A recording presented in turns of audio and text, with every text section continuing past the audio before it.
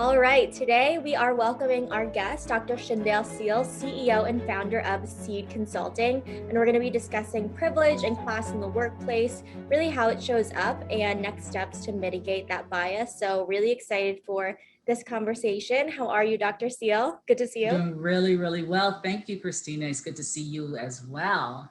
Yes, I would love to jump in if you could tell the folks who are listening a little bit about yourself, including your pronouns and the work you do at SEADE.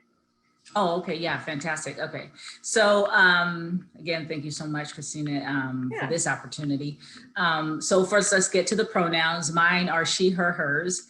And I actually don't put my pronouns behind my name actually for a reason. I like people to get into the habit of asking. And that's that's been a habit that people they've been doing a lot of assuming and things of that nature. So for me, I like to ask and I like people to ask. So it's just kind of trying to build that habit in my own little way. But so a little bit about myself.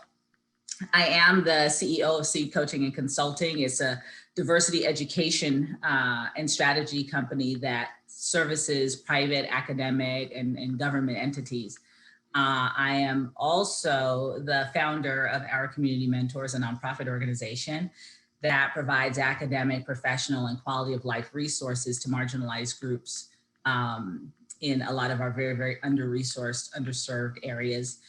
In addition to that, I am the chair of the DE&I program at UC Santa Cruz Extension, where I create diversity, equity, and inclusion curricula. And I teach a few courses on that topic as well. And finally, I'm an adjunct professor at the University of Redlands, where I teach organizational behavior, organizational design, organizational change, and leadership. So I've got my hands in a few things, but as you can see, I'm very, very lazy. A busy woman over here, and definitely indeed yeah, reflective of your experience and just passions of the work, which we love to see it. And for our conversation, especially related to diversity, equity, and inclusion, a layer of that is class and privilege, and especially as we're thinking about remote work and maybe a hybrid approach going forward in the future, return to office, and just this new way we're thinking about company culture and accessibility. Would love to start out with kind of your definitions of class and the P word privilege, especially for folks who are just like, we don't live in a class like society anymore. That's an old school way of thinking, or just how does that show up? What is my privilege? You know, things like that. So when you think about class and privilege, what really comes to mind there? Well, that actually is a really, really interesting question and is very multifaceted. Yeah. We've come to believe a couple things about those two terms. First, what you mentioned, we're not in, nobody, I don't have privilege, or we're not in a class system. That's for other places. But first, class, like some people believe that class is just like something that maybe you're a part of based on your income, based on this, your education level or whatever, right? So consider for a moment, it's exactly the same as this baseless argument that continues to be made about race and gender, right? That they're fixed states that are naturally inherent, like race and gender. Class is actually a construct of society. And if we deny that, then, we've, lost our way, or we really don't have a grasp of really what's happening in the world. So it's basically, to define it, it's like a system of ordering people within society and dividing them into sets based on these perceived social and economic, levels or status that they're at. And it's really honestly a tool of the powerful to stratify the less powerful to their benefit. The same basically as race and gender, and privilege is the result of that social construct of class. So it grants, special rights and advantages, immunity, as we see a lot, to people associated with these socially constructed classes. And the second thing I think that we believe about these two terms, well, some people believe this, but there seems to be a belief that we can somehow magically eradicate these ill effects, right, of class and privilege. Because that's what in our work, in my line of work, I see a lot of people doing, like, we've got this is like defund the police, well, defund privilege, right? Defund class, right? But historically, it tells us that this is only possible in a truly egalitarian society, which we don't have, which we are not in. We're a capitalist society, even a socialist society. So when we look at the workplace, which, is certainly an extension of society and where people are paid at different rates or for different work or the same in some cases, and where different work is valued more than others, we'll always have deep and profound classism and privilege. I mean, it's undeniable. So that's when I start thinking about class and privilege, like I said, is very, very multifaceted and very multi-layered. Yeah, absolutely. And I appreciate your point around how it is a social construct and how it does kind of show up in especially the workplace as well. I would argue that, this is a generalization, but a lot of folks do have some type of privilege, and of course, some more than others. And we see that manifest in the workplace, whether that's examples of talking about when we could travel a lot for vacations, where you're going, the types of clothes that you're wearing. I remember I used to work at a tech company, and a lot of folks would wear like Louboutins and just like all of these things that would just show up, even if you're not talking about it, it is present. What have you seen really kind of showcase these elements in the workplace, especially at tech companies and these companies that are hiring quality talent and are now putting a focus on hiring underrepresented talent? How do you see these show up in conversations, either physically or just like in the workplace in general? Well, privilege and class is built into each and every workplace. Regardless, I have not seen, and this is actually what I study, I've not seen a workplace where class and privilege has not been present. For instance, when we consider titles, something as simple as a title. Yeah. A senior VP is in, let's say, a higher class strata than a manager or even a VP. They have higher pay rates, they have more influence. And this is usually directly tied to diversity, equity, and inclusion, where based on their gender or their race or their socioeconomic construct, that senior VP more than likely had greater access to resources and social capital than did the manager, which properly positions that senior VP to step into certain roles defined by people like them, for people like them. It's sort of like a class gatekeeper in a way, right? Yeah.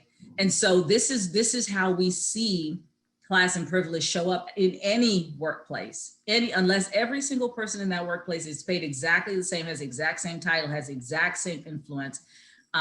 We are seeing class and privilege in clear display.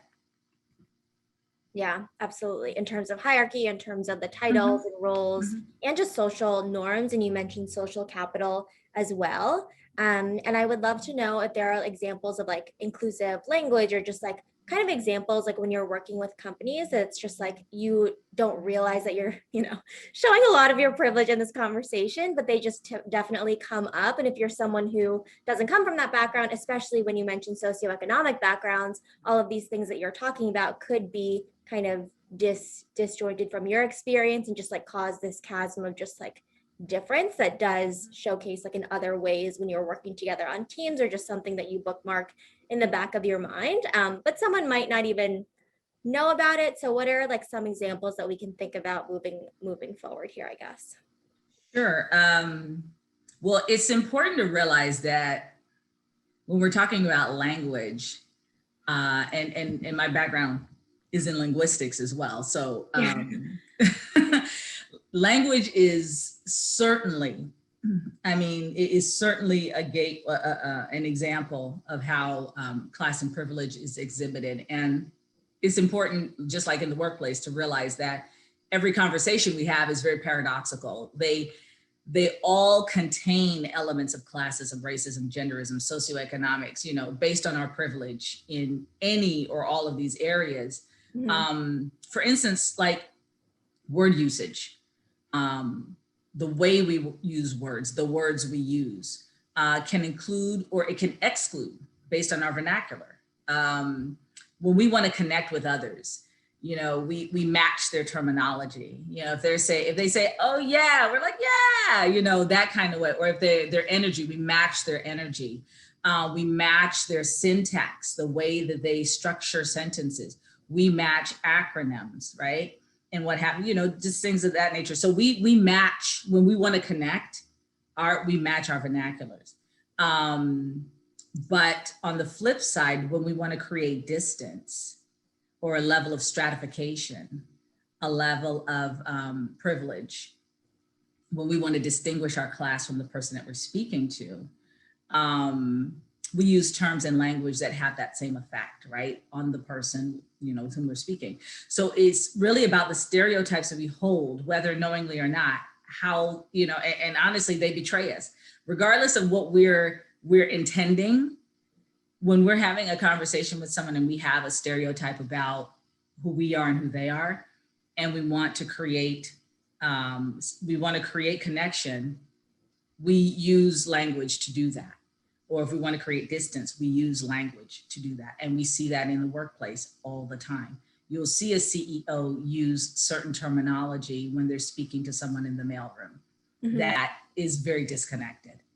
And you'll see people like, you know, in marketing, speaking to maybe an administrative assistant, and they're trying to get something out of them, and they match the way that that person is speaking. So it's a fascinating thing to see, and the studies in it have been they've been amazing to read. So yes, that's a really great question. It's a really great question. Yes. Yeah, language is a major connector, but also the way that you are interacting with someone and the matching, the tonality, the gestures, the you know, the physical motions that you're making. It's just really interesting to see how you do reflect that. And also in terms of another layer to this, and we mentioned as well, is just the backgrounds that folks are coming in with. And a major part of that and a part of class and privilege is intergenerational wealth, finances. How do you see this like play into, especially in the workplace where, you know, we're in each other's homes right now, and just like a lot of people don't have the same kind of intergenerational wealth, or really maybe don't know how it shows up in the workplace. How do you see these two pieces in terms of finances relate to like class and privilege? Wow. Oh my gosh, this is like, when we talk about the construct of class, I mean, the main tools for navigating and transitioning to a higher class construct are education and money, right? So, and coincidentally, they're the two areas that are the most regulated, where you find the most disenfranchisement. So we know that generational wealth comes in things like home ownership, like investments, investing, and business ownership, and knowing how to capitalize on these things, you know, for greater gains. We also know that the knowledge of these things are precisely what was intentionally kept from minoritized communities for many, many years. And when minorities were finally allowed to enter these realms, the rules changed, right, to make it more difficult for them specifically. And this is why the conversations that you're talking about, these conversations around finances, have been so class-based, you know, leaning, of course, toward the affluent class constructs. So discussing investments, you know, property ownership, business negotiations, and things like that, they're natural and they're historical for certain groups. And when you're the child of someone, you know, who has that conversation on a regular basis, you will naturally, innately gravitate to it. On the flip side, you've got other class constructs that were legally restricted from engaging in, you know, those areas for hundreds of years. So of course, there's going to be a gap of knowledge and attainment. And the affluent class has had, you know, what, a few hundred years head start. But, you know, minoritized group, they're making the comeback. But in this conversation, and when we're talking about finances, what has happened historically is a direct reflection of what we see: conversations being had in the workplace, experiences being had in the workplace, class in the workplace, who is in those classes in the workplace, who are in those, you know, those arenas, the strata that we see. So absolutely. Yeah, I think that historical context around finances is important, that we're not just talking about investing in the stock market and just like this knowledge that we have. And it's interesting to talk about those things, but it's also important to understand that there's context around like a lot of people might not have in the workplace kind of the knowledge that you have, or the opportunity to like buy a house as soon as you can. And these are a lot of different conversations that relate to one's life's milestones, which are great, but it's also important to be aware of who's in the room and also the conversations that you're having with others, which I appreciate as well. And in terms of, I know a lot of people are maybe uncomfortable talking about these things because they're like, oh, that's not me, or I don't know how to talk about this. And it might be a taboo topic, but I would love to ask as well, once you do recognize that maybe you said something that wasn't, as inclusive as it could be, or you realize that you like alienated someone in a room. Like, for example, I was at a conference one time and the speaker on stage was just like, I was fired from my like second or third job out of college, and I would encourage everyone in the audience to like get fired at least once.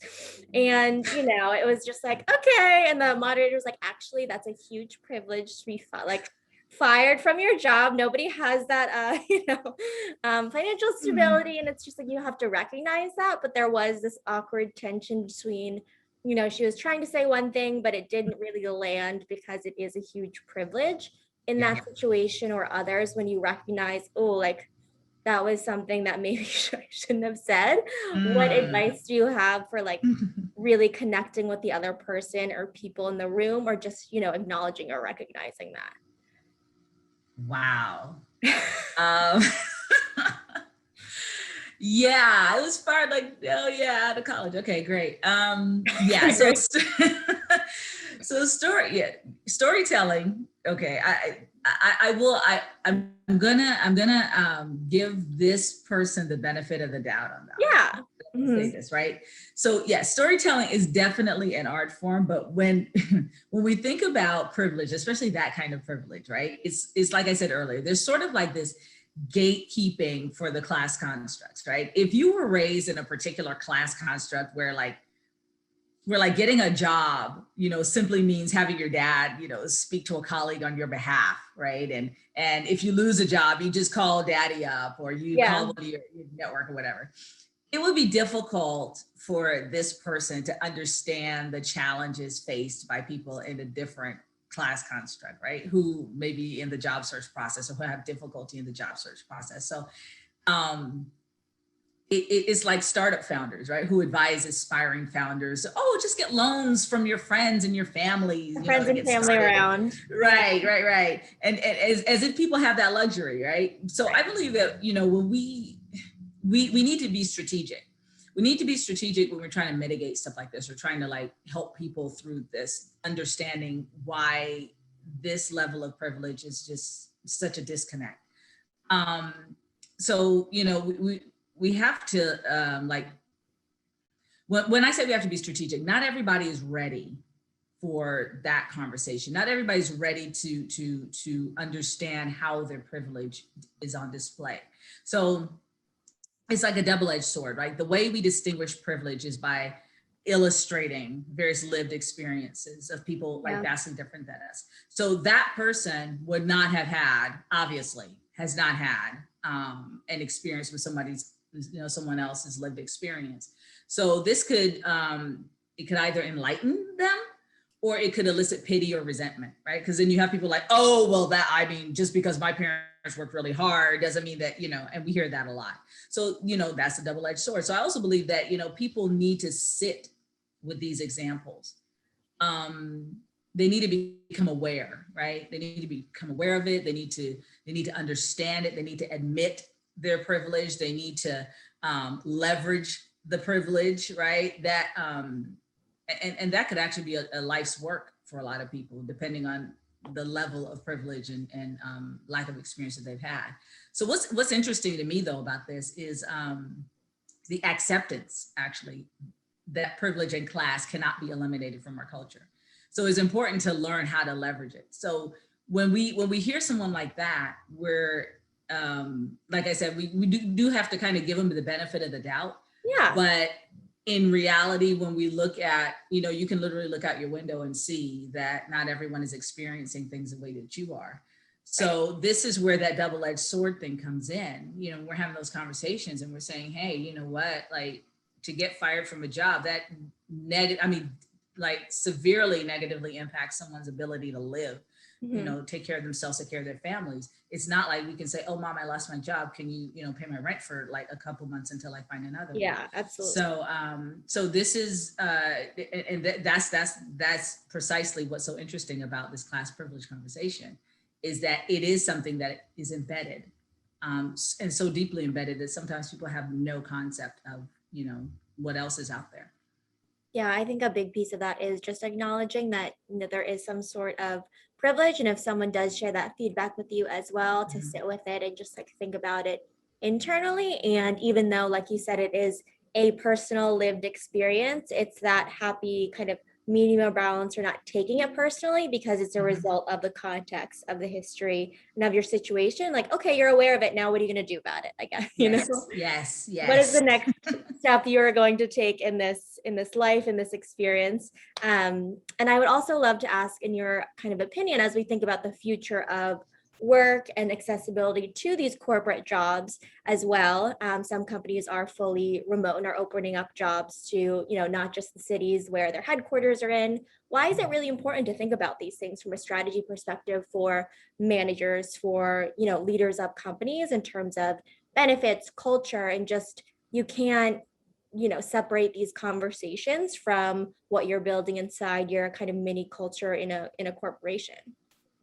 Well, yeah, no, I mean, work is an extension of society. And so remember what I said earlier about like the rules changing for minoritized groups, right? Once they start this upward trajectory in education and finance. Well, sadly, we're seeing that now, right? And it's a mix of just circumstance, with COVID, the social, resistance, the technology, economics, and access to privileged resources, especially now. So what happened over the course of the pandemic was an astounding dichotomy. We had 22 or so million jobs that were lost during the pandemic. Yet companies like, Berkshire Hathaway raked in $56 billion. That's with a B. Apple stocks increased 133%, and when we think about that, like, what does that mean for how class and privilege will show up in the new workplace, right? So on the surface, and I've been, following this really, really like crazy following it. We'll see like authentic attempts to ensure, diversity, equity, inclusion, that people are feeling as though they belong, all this stuff, like through corporate giving. We're seeing a lot of corporate giving right now. Yeah, absolutely. There are going to be massive amounts of money donated to like well-known social justice causes and to closing the education gap by giving billions of dollars to HBCUs and Latino serving institutions and things of that nature, right? And to closing the wealth gap. Like, there's a lot of stuff happening. But from what my research has shown me, CEOs are now, they're much more aware, now more so than ever, about the exclusionary effects of business as usual. And they're signing off on a lot of CSR, a lot of corporate social responsibility initiatives that will have, in my opinion, a multifaceted effect. So like I said, they're trying to reduce the education gaps, which we know are necessary for landing those corporate jobs, right? Absolutely. You need to have that particular education. Some companies are actually eradicating the need for degrees, which is also another great step. Yeah. I don't think that's necessarily a good long-term deal, because they say, okay, you don't need education at all to get this job. But okay, so what are the long-term impacts of not having education?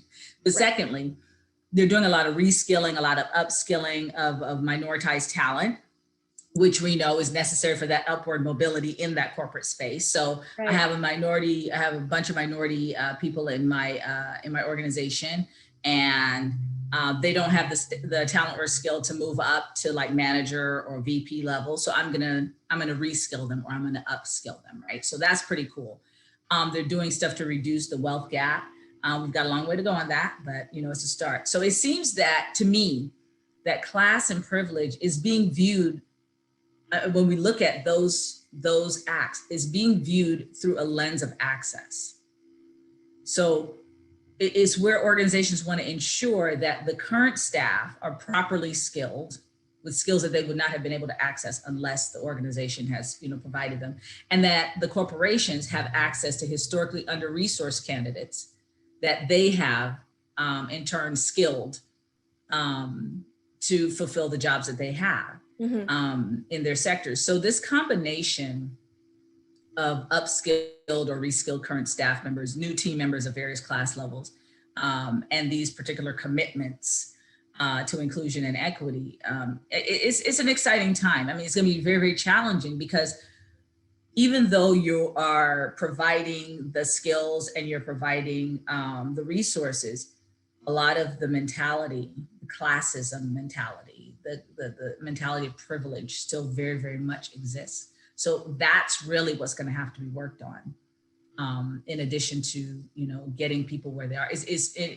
The analogy that I always use is like putting an ice cube in an oven.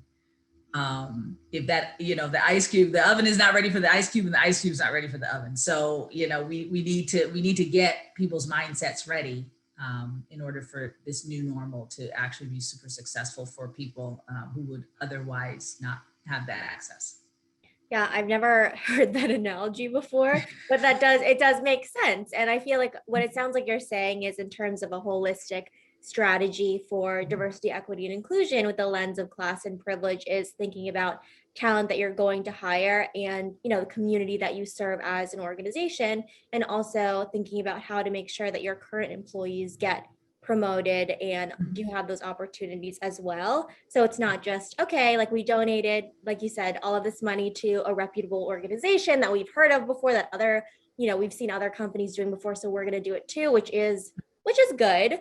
But there's also other opportunities that you can hold at your company to really make space for accessibility and in the bigger picture and the long term, not just for today, but for tomorrow and the next couple of years. Do you think in an ideal situation where all of these factors are evolving and they're the best they can be at this specific time, it is possible to bring your full self to work, knowing that there are all of these different factors and people bringing their own experiences to work? That's a very loaded question. I may be one of the few dissenting DE&I voices on this, but I do not believe that it is possible nor desirable to bring your full self to work. I understand why that phrasing has been adopted. Basically, it's been a reaction to exclusionary policies and behaviors in the workplace, but it's entirely unproductive, in my opinion, to bring your full self into the workplace. And I say this because even in our homes, we have to temper our words and our tones with people that we're dealing with. There is accepted and there's appropriate behavior expected, when we enter certain situations and spaces. And I think with this particular concept of bringing your whole self, the issue has been with terms like accepted, like I just said, appropriate, and professional. And the issue with those terms is how and by whom they are being defined. Mm-hmm. So when those definitions are based on class, based on race, ethnicity, or any characteristic that's elevated over another characteristic, then we have problems. Right. But as we said, class and privilege, they aren't going anywhere. I mean, it's about how to leverage and navigate them. So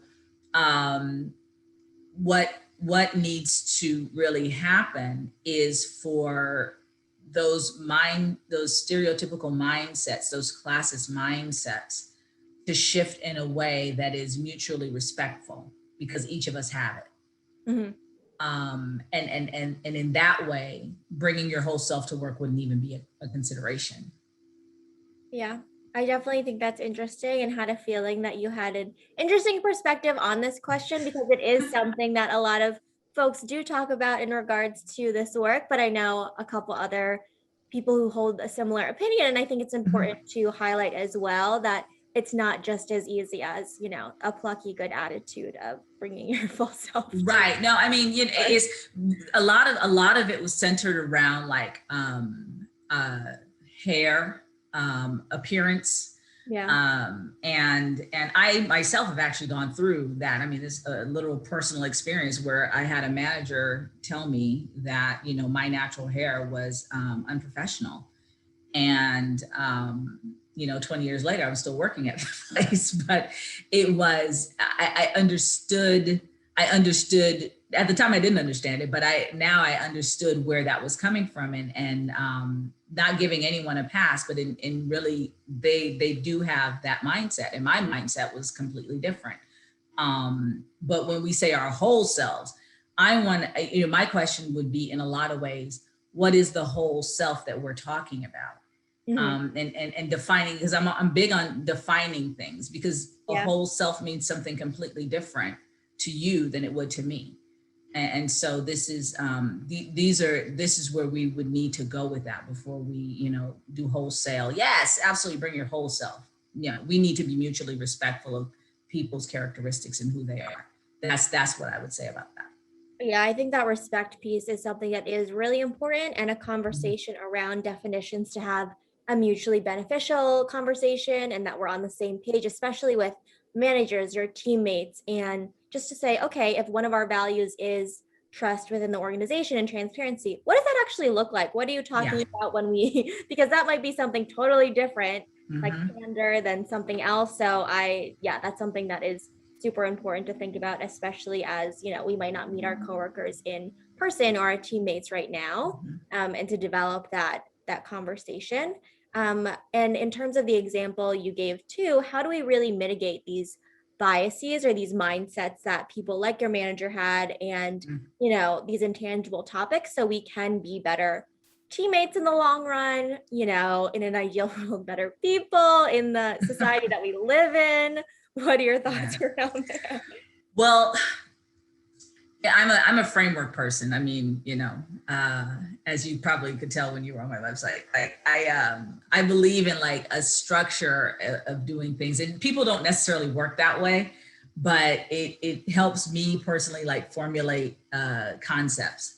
Yeah. So when I think about how we can mitigate these types of biases or these types of behaviors, I always like lean to my go-to, my KAA, right? And it's like knowledge, action, and accountability.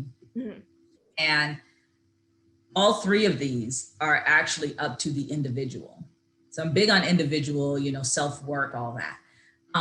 The individual can make efforts to learn about lived experiences beyond their own, right? So you got to do that work. They would essentially have to decenter themselves. That's super hard, but it's work that only the individual can do, of course, with some guidance and whatnot. Through this knowledge, then, they should decide upon the best and most effective action that they can take to reduce bias within themselves and in the spaces that they find themselves in. So I'm looking at, me, and I have, a certain socioeconomic status. Where does that put the way I think about people who are at a different socioeconomic status, and why? And how do these things play out in my day-to-day life? Now that I see how these things play out in my day-to-day life, now I need to find out how I can take action to mitigate the negative effects of it. Keep the good stuff, but mitigate the negative effects of it, right? Then you got to hold yourself accountable. You have to hold yourself accountable, especially, and I'm going to speak specifically now to allies, especially when you start getting tired of hearing about bias and prejudice and racism, because you will get tired of hearing about bias and racism and prejudice, right? We'll wonder, when are we going to be done with all of this? We hear, and we're seeing this right now. Is happening like literally in real time.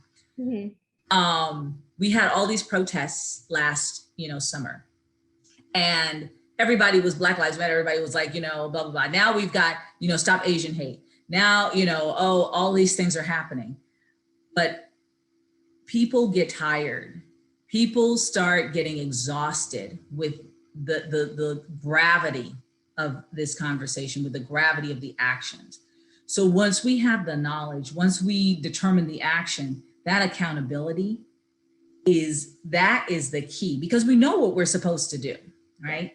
So, people are going to be wondering, like, how long is it going to take before, people are just stop being horrible to each other? How long is it going to take before I'm cured of, this classism and privilege? You're not going to be cured, right? And it's at these points that the allies drop off. It's when they drop off, right? It's at these points when their commitment and their actions begin to wane. We're seeing it. We're seeing it right now. But it's at these precise points when they must hold themselves accountable, when we, in any way that we are privileged, must hold ourselves accountable to continue the fight that we've committed ourselves, right? Committed ourselves to. Back when we were protesting, back when we were arguing with our aunts and uncles at the dinner table about social justice, and this is exactly where class and privilege are on glowing display. Because I want you to consider this. When those with class and privilege have the option to engage or not engage in the fight for the oppressed, that is class and privilege. So by nature of your class and privilege, the gatekeepers of your class construct, your aunts and uncles who you were arguing with, your mom and dad who you were arguing with, your friends, whatever, they will remind you that it is not your fight. They will remind you that you're not like those people. They will remind you that you don't need to worry yourself, about this stuff, because you need to be more concerned about yourself and your future and your family. And it's in these moments when the knowledge, the action that you've committed to, and the accountability come together to help mitigate the bias that, we are experiencing right now based on class and privilege and every other ism. So that's how I look at the mitigation, but it's a deep work. It's a hard work. It's not a simple answer. And, allies in every sense of the word need to really think about what you said, the optionality. If you are exhausted or tired of hearing about these things, I would challenge you to say, okay, think about people who are part of the oppressed kind of community, and, think about they don't have the option to not think about it or just not be part of the conversation, because it is a lived experience as well. So that is an important distinction there too.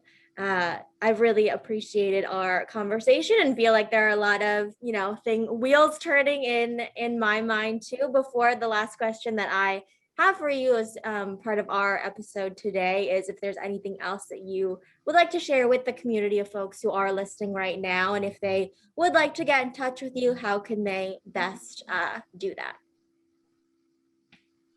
I'm thinking about if there's anything else. And I know we covered a lot, so if there's not. Yeah. No, I think I've shared a lot. Yeah, you've shared a lot. We've talked a lot. So I don't have anything else to share, but as far as getting in touch with me, yes, please do. You can learn more about my work through my website at seedecc.com. That's SEADECC.com. I'd love to work with any of your organizations or, to help bring about change, any of you personally, because like we shared and learned in this conversation, it is an enormous work. So thanks so much, Christina. I appreciate it. I appreciate this opportunity.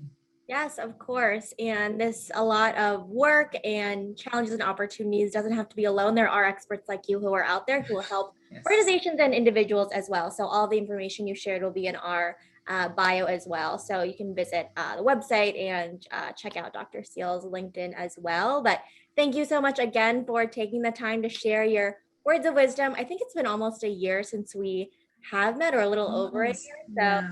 I'm happy that we have worked together in. Oh, this is amazing. Yeah. It's good work. It's hard work, but it's good work. It's hard work. It's good work, but we definitely appreciate it and see it small progresses are happening. Yeah, absolutely.